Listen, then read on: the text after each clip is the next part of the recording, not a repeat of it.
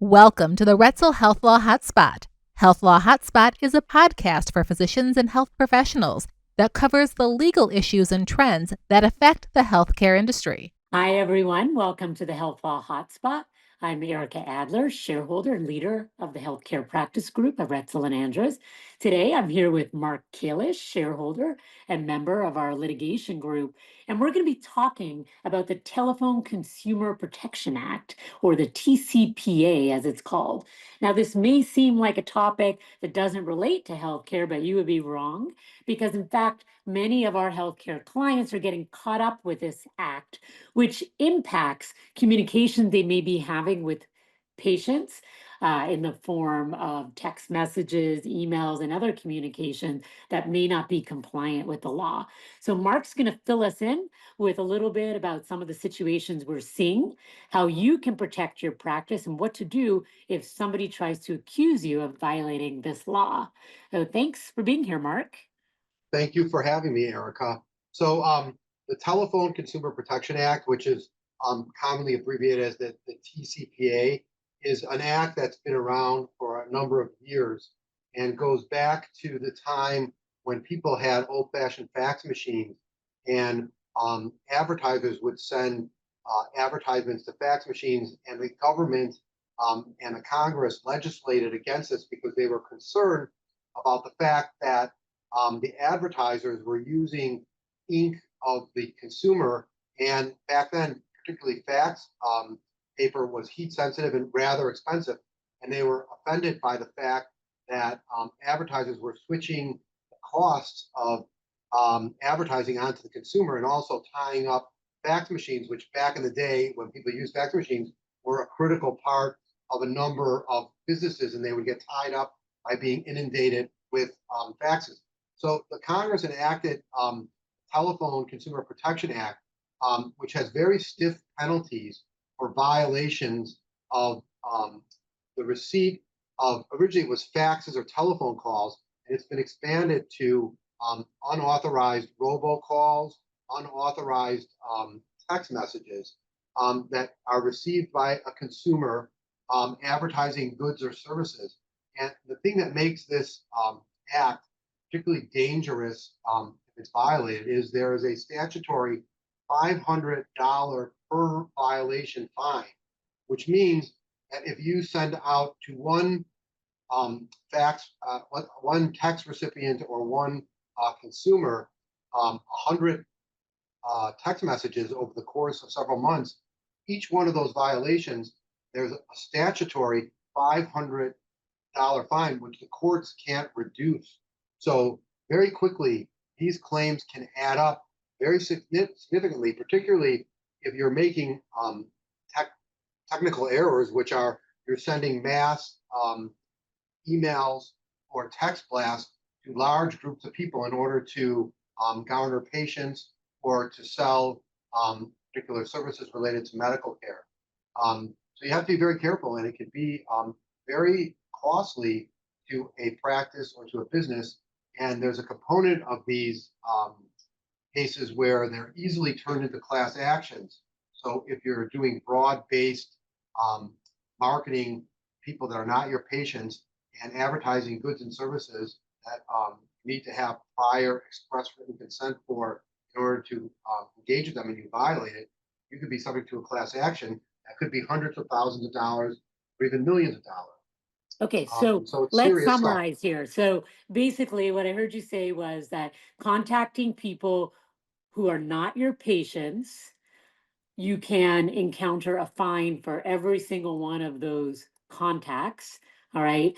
And this could be something that you end up getting sued for or hooked into part of a class action lawsuit. And the judge, even if the judge felt bad for you, would not necessarily be able to alter the number of fines because it's set by statute. So I don't know how many of our clients are out there, and they're probably thinking, well, I use a service that does all this for me, and they're making sure they comply with the law, so I don't have to worry about it. Or the second thought might be, I don't email anybody but my own patient, so I don't need to worry about this. So how do we think about those two areas? First of all, The vendor issue is particularly dangerous, and we've dealt with a lot of practices and companies that have thought that they hired competent marketing companies, understanding that this is a complicated area and you have to act properly. And then it turns out that their vendor is not following the rules under the TCPA or is not keeping accurate records to prove that the parties have an existing relationship and that they've consented to receive the fax. And then there's all these rules about having ability for people to opt out. So sometimes the vendors don't keep an accurate opt out list.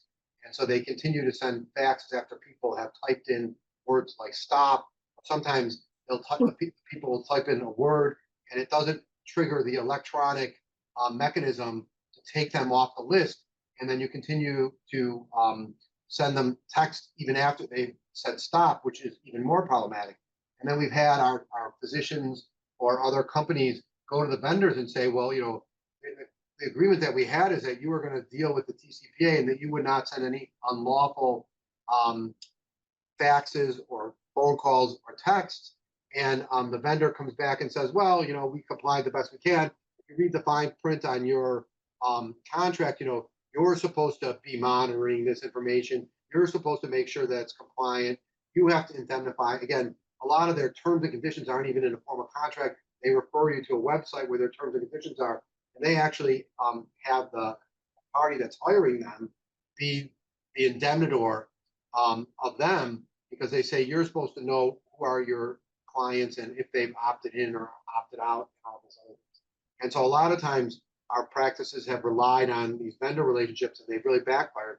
And then you try to bring them into the lawsuit or try to sue them after there's a big exposure, and you find out that number one, they're just a computer server in some Caribbean island, or they're offshore companies that are behind a million shells for this exact purpose, because they take in a lot of money on a monthly basis in these subscriptions, and they don't do what they're supposed to do, which is carefully monitor who's receiving the faxes. So that's one of the primary things. If you're going to use a vendor, you need to be very careful about language of your contract, who indemnifies who in case there's a violation, and who is the guarantor that everything is compliant. Okay, great. So, that's a piece of advice for everyone out there. If you signed a contract, make sure you know what it says. If you don't have a contract, make sure you get one. And if you haven't been staying on top of this, even if you think you've contracted out a responsibility, at the end of the day, it's always going to come back to you. So really, you need to be the one that's on top of it. So that's part one. Now, assuming that you have your patient list and the only people that you're texting or emailing are your patients, are you always going to be safe? Well, I think there's a couple things that you can do to ensure that you are in full compliance. And it starts really at the intake of the patient.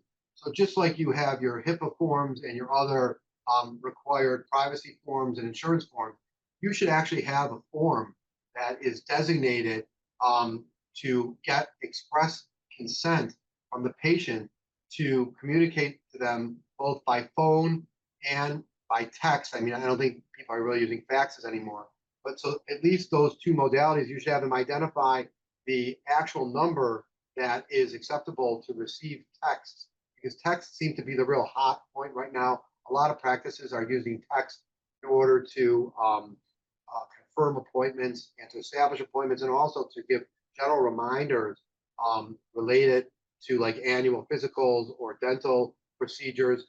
And so I think it's very, very smart for every practice to have a policy where they actually have a piece of paper that's signed by the patient that identifies an acceptable telephone number that can receive faxes, and that they've consented to receive any types of faxes. I'm sorry, I keep saying faxes. Any type of text that the practice might send. Then the other way to be very sure that you're in compliance is under the TCPA, the FCC, which sets out a lot of regulations under the TCPA, has created a healthcare rule which exempts a lot of activity by healthcare providers that other companies would be actionable.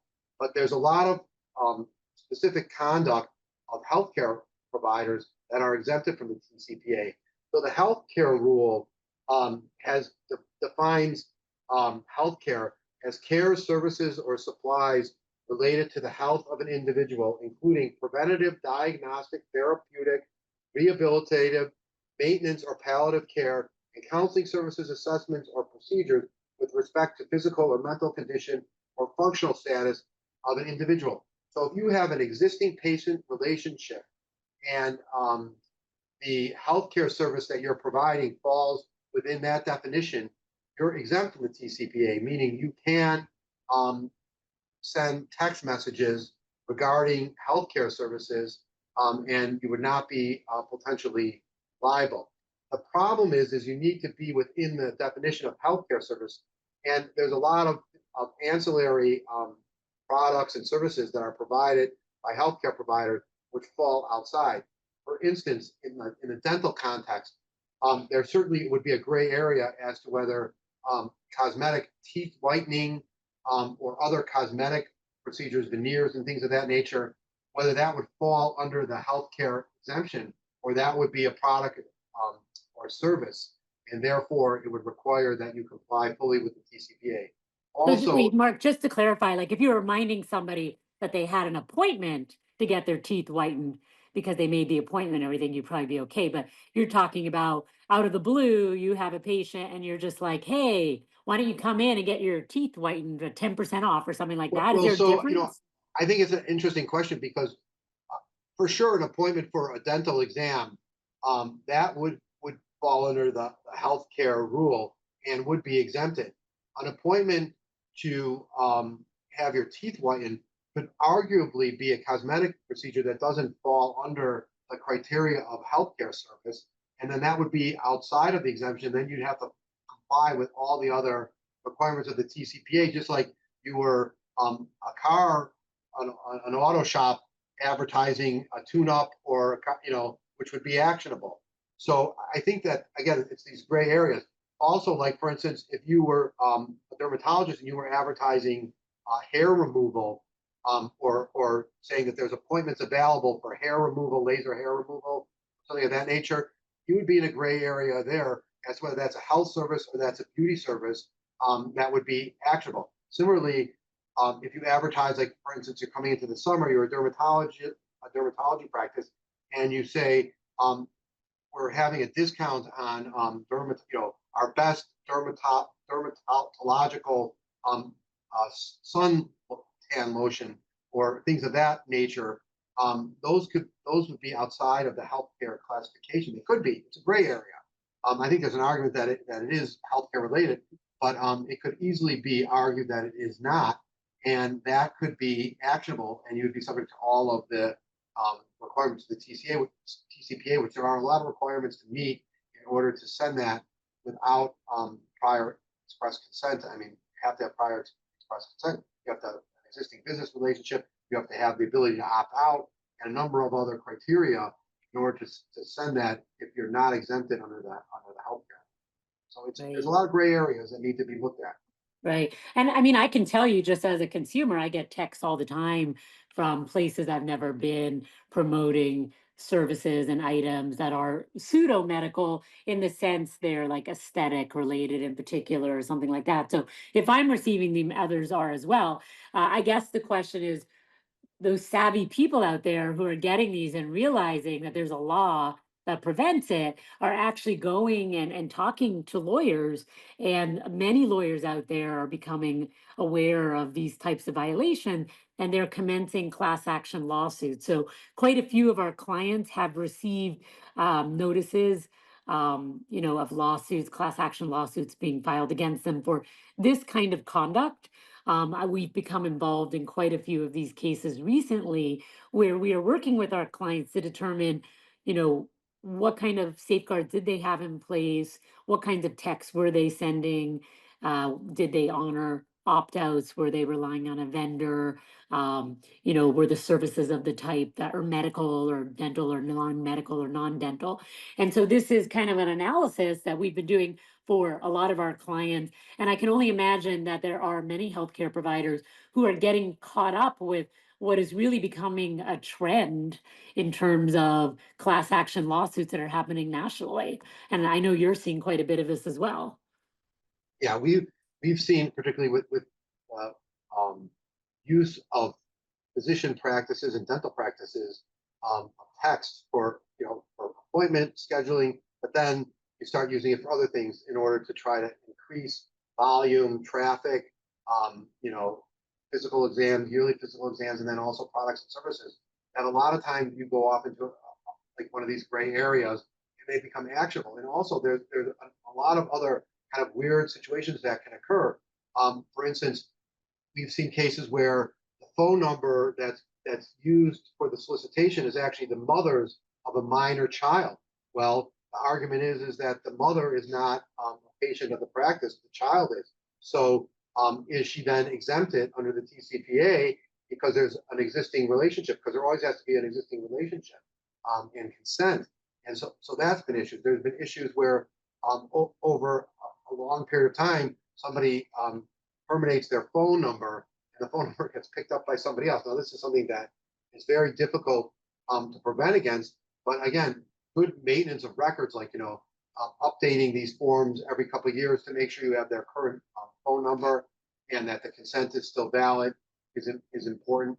And another thing that's important is if you look at the regulations, you'll see that you're supposed to have the ability to opt out and you're supposed to keep opt out lists. And we've seen a lot of people, a lot of practices that are generally complying with the rules, and then they get someone that sends an opt out, and they're not maintaining their opt out list. They continue to text that person over and over again after they have opted out, and this creates a significant liability.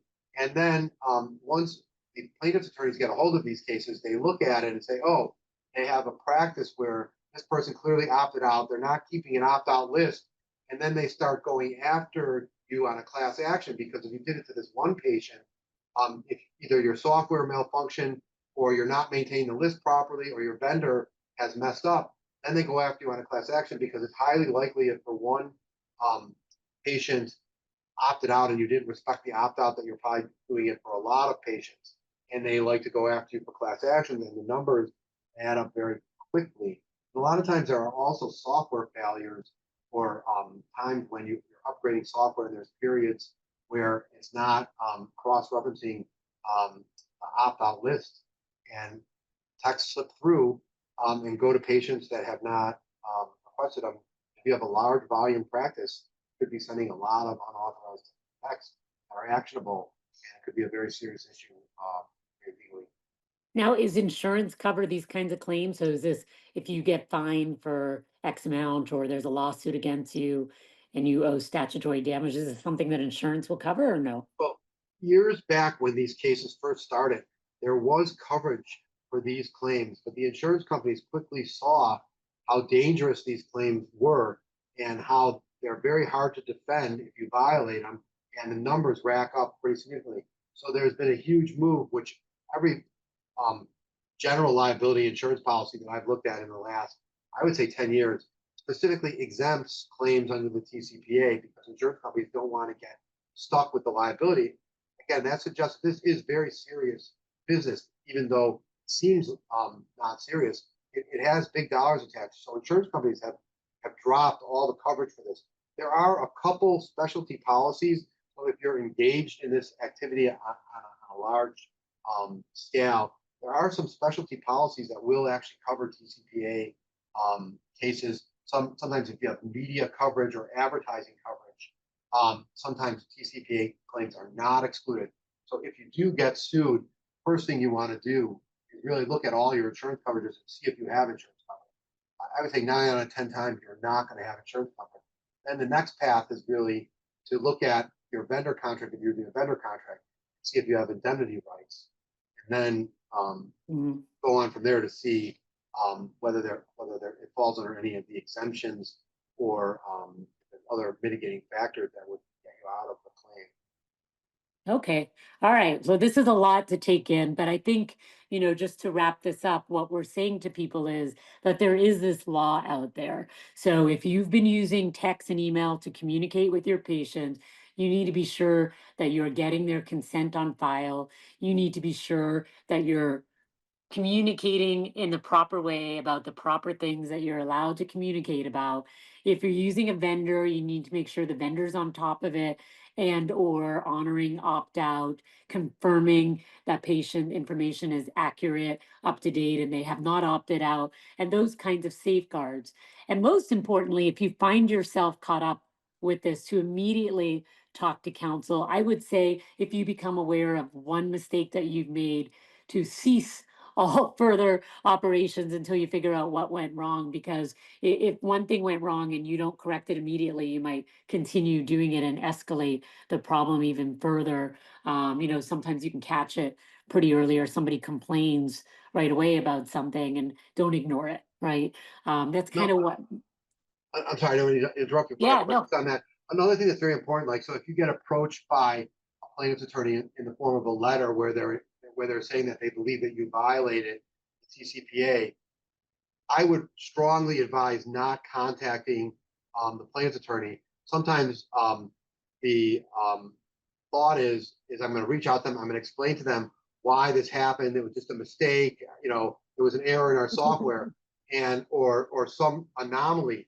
But these plaintiffs' attorneys are very predatory, and they would love to engage with you and find out if you had a software problem, or if there was some type of a communication failure with your vendor or something like that, because it will then they believe that there's a class action, and that there's a much larger dollar figure to go after. So I don't think you want to provide them about any information about why failure occurred or why the text was sent. You need to be very careful about that, because they know they'll be fishing for specific information, which will alert them to whether there's a bigger case here. And the bigger cases, if they really think that there's a large scale violation, they're difficult to settle, because they know that if they push the case forward, um, they can get a very large judgment against you. So you want to be careful about how you communicate with anybody that is accusing you of a violation of a TCPA Right. And I violation. think that would go for anybody who ever contacts you accusing you of anything, right? I always find doctors try to be helpful, and they call and they talk and they share too much information. Look, if you get a letter from somebody accusing you of something, talk to your own lawyer before you do anything. And I think that Mark is saying that advice applies here as well, right? Good Right. advice. Good advice, Eric. Doctors tend to be super friendly and always trying to want to work things Right? They out, want but to help, they and want to help. the other Yeah. person on the other side does not want to help you. Yes, So don't be help aware of them. that. Right, exactly right. All right, so any final thoughts on this topic? Again, the advice that I always give to anyone that's involved in text marketing is you should know the rules, make sure that you're compliant, double check that you have all of the requirements in terms of opting out, you know who your vendor is, and that you don't um, ignore this, that you need to keep on top of it to make sure that you are compliant, and you should audit it on a regular basis. Because I've had so many clients that said, oh, I put everything in place and I did everything according to law. Then there was some breakdown and they didn't realize it. And it went for months and months and months, and they created a humongous liability for themselves. So you can't be passive in terms of, if you're engaged in text marketing or text communication, you really need to stay on top of it. You need to audit it. You need to make sure that you're always compliant. Because the worst thing is you find out that somehow there was a breakdown, and that you send hundreds or thousands of unauthorized text messages. Uh, Very And you owe dangerous. millions of dollars in fines, right? Yes. Right. I've All had it right. happen. That has happened. Yep. These cases are very serious in terms of the potential damages, which a lot of people think, oh, this is about nothing. But because of the fines, major companies like Bank of America have paid 40, $50 million on claims for sending out notices, loan modification notices, and advertisements on refinancing. And they got caught up in this. They paid tens of millions of dollars on these claims. So they are serious. And these And I mean, guys, if big companies with sophisticated IT departments can make mistakes, then, certainly practices, especially smaller ones, are sure to make them. So, it's not about, it's just mistakes happen, misunderstandings and breakdowns. So, All right. Well, thanks for joining me today, Mark. I appreciate it. And if anyone out there has any questions about the TCPA, how to protect yourself, how to respond, please feel free to reach out. We're happy to answer any questions that you may have. And of course, you can email or call us anytime. We hope you'll check out some of our other podcasts that we've put out. This is the Health Law Hotspot, and we'll see you next time. Thanks. The Retzel Health Law Hotspot is made available by the firm and its attorneys for educational purposes and to provide general information, not to provide specific legal advice. Use of the Retzel Health Law Hotspot does not create an attorney-client relationship between you and the firm or any of its attorneys. The Retzel Health Law Hotspot should not be used as a substitute for competent legal advice, and you should contact an attorney in your state about any legal needs or questions you may have.